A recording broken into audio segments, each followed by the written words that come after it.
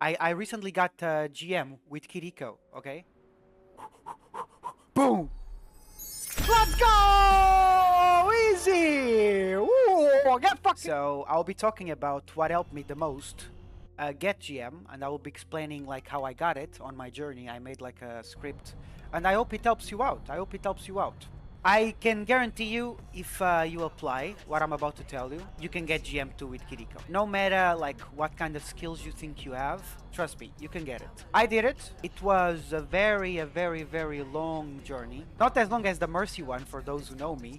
The Mercy one took me around 150 hours. This one took me around 80 hours, around that. I ended up with 52 win rate, so not the highest win rate. I actually, in the first 20 hours of Kiriko, I actually had 44 win rate. So yeah, that kinda sucks. But yeah, I reached my goal. Like anything that you do, if you don't give up and you keep improving, you will eventually reach your goal. Okay, that's life. So yeah, I'm guessing you're here to learn how to get GM with Kiriko. So in this video, I will tell you exactly what I learned, how I got GM with Kiriko, and hopefully my journey can help you too. The first thing that I feel like you need to know when you're going into a challenge or when you reach a goal, in this case getting GM with Kiriko, it's that you can do it. Trust me, you can do it. You gotta believe it, right? You'll have to learn the ability to focus only on what you're doing. I think it's super important, but it's possible. And I think that was the hardest thing for me while I was playing Kiriko. And the reason that is, it's because, you know, with ball, like when you roll around with ball, you're just looking at the enemy, right? Your main focus, your main eyes are on what the enemy does. But when you play support, your main focus, it's more reactive. It's more what your team does. Because all your abilities, of all Kiriko abilities, is about your team, besides the kunais, right? And that was really hard for me, because sometimes your team makes dumb mistakes. And for those who watch me on this journey, you guys saw me tilting and so I had to drop my ego, what the fuck? I had to drop my ego, and I need to realize that hey, we all make mistakes, and staying calm is the best thing for your mentality when it comes to climb as a support in general, but as Kiriko in this case, right? So the trick is seeing those mistakes that your teammates do, and just stay calm. Understand that it's okay. The enemy will also make mistakes eventually. Just focus on what you should do next. If you practice this exercise, I can guarantee you that your mentality will be so strong. Okay, now that we have our mentality straight up, which is the most important thing, let's talk about the actually tips. The first idea is that she is a healer, so you heal. I know there is like this meme in the community, I'm a support, not a healer, but I don't think that's healthier. The best games that I had with Kiriko was the ones that I saved my teammates so many times, in my opinions. That doesn't mean I don't clutch sometimes with DPS, but not like Kiriko one. They fall before us. I save him? Oh! But mostly I was clutching by saving teammates, okay? Kiriko is really good at doing that because of the cleanse. She's really good at saving people that are feeding. And if you think about it, like all Kiriko abilities, the Suzu, the right click, in this case the healing, right? The Kitsune or ultimate, it's all about your team. It's all about like, all those abilities affect your team besides the kunai. The kunai is the only ability that doesn't affect your team. So, you support your team because your abilities are to support your team most of the time. That's the first core idea. The second core idea is that supports are super strong staying alive, because once the supports die, the team has no sustain. And sustain is one of the most important things when the fight breaks, right? So make sure you're safe, prioritize your life, and something that might help you is put yourself the goal, and I always did that when I was playing Kiriko and when I started winning. Put yourself the goal to be the person with less deaths in your team. And if you do die, it's okay, it happens. Ask yourself how you could have used your abilities different to prevent that death, right? That's a good tip. The third main core idea is that you should put your focus on this ability. Suzu. Suzu is so OP in my opinion.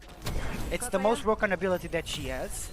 And you should put your focus on that. When the fight breaks, okay, how can I use a good Suzu and carry the fight? Because I can guarantee you, once you hit a good Suzu with her, that fight, like 100% you're gonna carry the fight. There is a couple of things you need to have in consideration when it's about your Suzu. For example, if the tank gets slapped and he's full HP, don't cleanse right away, because he might get naded, unless you know he's gonna get burst down. But usually if a tank gets slapped, you might get naded after, so you wanna cleanse after the enemy Ana nades, okay? And the same goes if he gets naded, you might get slapped after, or you might get low, so you wanna cleanse that. If it's any other character than the tank, yeah, you should use it right away. Another thing is also the TP cleanse. Sometimes when someone is pushing you, don't cleanse and then TP. I'm here. You should TP and then cleanse in that order, because then you're gonna cleanse the teammate that you're TPing to. So you wanna use your abilities more efficiently in that way. Okay, that's the third main idea. The fourth main idea is position is so important as support. With any other character is also really important. But position is so important because it allows you your abilities to be used in the most efficient way. So, but now you ask me, Moreweth, but Moreweth, how do I position myself? Like, I can do damage, I can do healer, should I flank, should I... how do I know I have a good position? Good question, I would say to you. Well, a good position with Kiriko is when you are aware where all your team is, but you also are aware where the enemy is. But mostly, you can use all your abilities. For example, here. Do you guys think I'm in a good position? I think I am, because I can see my teammates, but also I can see the enemy. So if I am to use, if I am to use any ability of my kit, I'll be able to use it every single one of them because they're all in my LOS, right? So if I want to use Suzu, it's on my LOS, so I can use it. But imagine I am here, for example. I am in the flank. Can I Suzu my team? I don't think so. Can I use my ulti on my team? I don't think so. I am flanking. It might seem a good position, but I'm kind of, you see, my team is not in my LOS, and they should always be in my LOS, okay? Make sure you have good position. You stay safe, and you make sure everyone is on your LOS, as many people as you possibly can. The fifth core idea, our ultimate, it's like the ability that, okay, I can carry the next fight with, right? So you can let your team know that you have your ultimate. If you don't want to use voice line, you just, if you don't want to use chat, you can just spam it. And the best thing you should do is put yourself rules. Like at the beginning, you're gonna miss a lot of kitsunes. If you wanna use our ultimates correctly, you need to put yourself rules. That's what I did, so I can carry with it. So there is like three rules that I used. The first rule that I used when it comes to use our ultimate is make sure you have at least 3 teammates in your LOS. See, there is 3 teammates, so I'm gonna use it. Boom, 3 people can use it. That's the first rule. Make sure at least 3 teammates are in your path. Situational, but usually that's a general rule, okay? The second rule is that at the beginning of the Kitsune, once you use it, try to be less aggressive, okay? Be a little bit safe. I died so many times. I Kitsune and I go aggressive trying to DPS and I die instantly. The Kitsune bring chaos, and in chaos, you should be safe, okay? Just have that in consideration. Once you feel like the fight already broke and you're safe, yeah, go ahead and be a little bit more aggressive when the Kitsune is on. That's the second rule. The third rule is stay on it. So many Kirikos use their ultimate and then they go somewhere else, or they TP to a character that is not on the Kitsune. Stay on it. You want that Kitsune cooldown to come back. You want that TP cooldown to come back, okay? And you're gonna heal a lot faster. You're gonna DPS a lot faster, so stay on it. You have a good range with Kiriko, so there is no reason for you to run out of ulti unless you're in danger, right? So yeah, those are the 3 rules, and those are the 5 core ideas of what you should be thinking when playing Kiriko. Now, let's talk about more detailed tips and tricks that helped me during this journey, and hopefully they help you too. Actually, let's put it into rules. I made 10 rules that you should follow, 10 rules that you should follow when playing Kiriko, okay? I can guarantee you follow these 10 rules and you're gonna win way more games, okay? So yeah, let's talk about the first rule. Your ultimate doesn't climb paths if that path is higher than you. For example, if I'm ulting like behind this thing and I aim it down there, the ult is gonna stop there, right? But if you use it from high ground, it will always drop. And the height is so big, look at this. So for example, if you're high ground, the ulti will always drop. But if you're beneath, you will never climb, right? Look at the path. Let the Kitsune guide you see how it drops? So have that in consideration. That's the first rule. Use it from high ground if there is a high ground. And you feel like otherwise it would stop the ultimate into an obstacle, okay? Just have that in consideration. The second rule, although focusing on healing it's OP, I think once you feel like your team, for example, I'm healing these guys, right? Okay, let me put them full HP. Okay, they're kind of full HP. I can throw a couple of kunais right there. Like, they're not carry bursting. They're full HP, right? So I threw a kunais there. But always, the main focus is healing. But from time to time, you should be able to throw a kunai. Unless you have a team that is feeding all the time, which you're gonna have. But you should be able to throw a couple of kunais. Now, in my opinion, if your team is getting burst down, always try to heal them fully. Always. You can cancel the animation between, but always try to heal them fully. Okay? Don't like, you get way more ulti charge by healing. Headshotings are not easy in Overwatch as Kiriko. So yeah, make that rule. You can DPS sometimes as long as the team is full HP, okay? When no one needs saving. The third rule is, when Pharah barrages, and that goes like, it's barrage, but any kind of ultimate, get ready to cleanse that. When Pharah barrages, she's gonna be in super high danger because she's gonna be stopped in the air, right? Get ready that Suzu to throw it. The same as Reaper ulti, the same as Visor, the same as Blades. I don't think you should TP into the guy that is blading most of the times, but you can throw the cleanse to the guy that is blazing. Trust me, that Genji with Blade is gonna feed. He's gonna get slapped. He's gonna get naded. So just you need to do that relationship, right? Your team is ulting, they're gonna feed. So you need to get ready to support that feeding and make sure that they keep snowballing with their ultimate, okay? That's the third rule. The fourth rule, off angling. I think it's great with Kiriko, but there is like two types of off angling. There is the off angling like this, like you're off angling, right? But you're not seeing your teammate. But there's also off angling, where you can see your teammate, but you can also do DPS. Do you see the difference? For example, they have a Winston. Instead of staying like super close to your team, you're a little bit off angling, maybe high ground, but you can see your team still. That's the most important thing. You can still see your team. So the monkey jumps into you, and then you just TP out.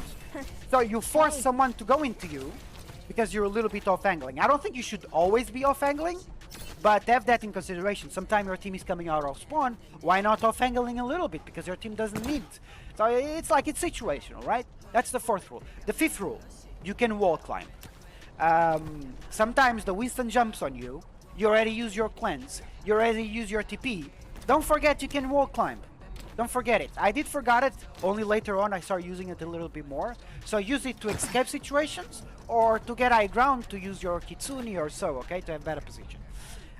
That's the fifth rule. The sixth rule. Believe it or not, all our abilities require aim. I've got you. Sadly. All abilities require aim, so make sure yours is decent. Get that aim labs practice on, and it will help you a lot. The E requires aim. The left click requires aim. Where you belong. Oh my god, my name is Pepega. The right click requires aim, so make sure yours is decent, okay?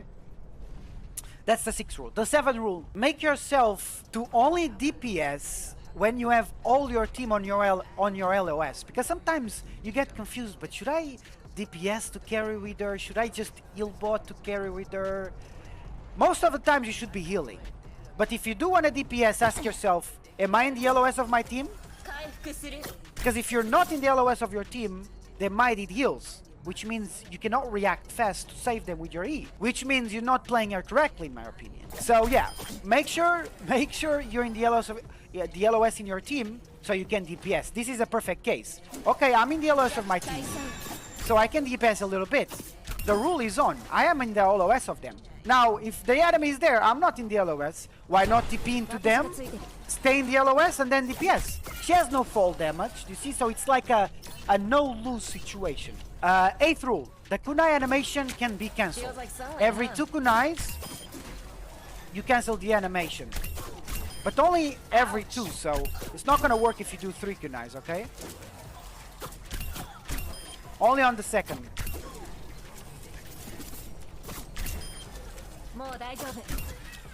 You can use that. In mid-fights, you can use it. That's the 8th rule. The 9th rule is your E and your TP as a cast time. I died so many times. Maybe it's because of my ping. I killed 2. I TP'd! I TP'd, man! What? I think I could have TP out on the bomb, but the cast time makes it so it has a delay. They nerfed the cast time, so it's a little bit bigger than you think it is. The same goes with Suzu. I cleansed! And the same goes with the TP, okay? So understand that it has a cast time. So it's the same goes with tires too. I died so many times against tires because I mistiming the time of the Suzus. So make sure you get that used to. It's always a little like, it's like 1 second before you actually, or like half a second or 0.75 before it actually happened that you should be happening. It's hard to explain. You need to practice it a lot in game. So just have that in consideration. When you die, wait, what the fuck? I saw the cleanse animation because it has a cast time, okay? It has an activation cast time. That's the 9th rule. The 10th rule. When you're in front of a rain, imagine you have Kitsune, and that's a Reinhardt. You know what's gonna happen, chat? If that's a Reinhardt. Imagine you're playing King's Row, and it's rain against rain. You know what's gonna happen if you Kitsune in front of the enemy rain? 100% is gonna shatter. 100%. So whenever you're playing against a rain, you have two options. The first one, which I think it's not that good, which is tell your rain that he's about to shatter. It can help, but you cannot control it. But the second option, or you can do both, which is the best. You tell your rain that he's gonna shatter when you Kitsune, but you also hide out of the LOS of the shatter. So you hide out of the LOS because you're gonna, so you ulti, hide out of the LOS, he's gonna shatter, and then you cleanse all your team. That's gonna happen like 100% if he has shatter. So that's the 10 rule. I hope these 10 rules helps. I can guarantee if you practice it, it's gonna help you immensely. So yeah, you future GM Kiriko main, I can guarantee you will get it if you practice what I just tell you. It's what I learned in my journey. I feel like you can do it. Like I told you, apply what you learned today. Keep your mentality under control and follow the 10 rules, and I can guarantee you will climb. But yeah, if you like this video, please like, subscribe, and if you have like any thoughts or questions, you can use the comment below. I check every comment, so be kind, be good, and I see you next time. Bye bye. Let's go. Put guns. Gata, mata, joder, motherfucker. Ay, tenis de kinai.